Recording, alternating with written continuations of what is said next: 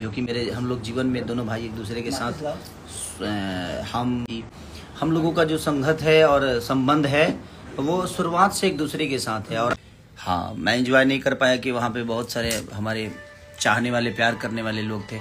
5-6 हज़ार अब जिंदाबाद के नारा लगाने लगे, दिक्कत हो गया मुझे।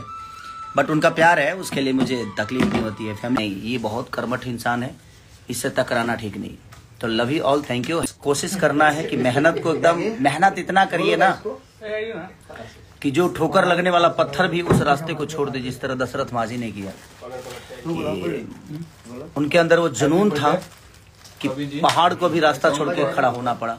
तो बस आपके छेनी हथौड़ी और आपके मेहनत में वो पावर और ताकत होनी चाहिए कि दुनिया के किसी भी पत्थर को मजबूर कर दे कि तू रास्ता दे हमें और चलना है।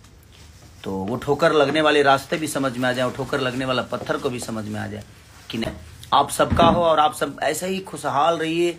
भगवान हर उस रोग से बचाए।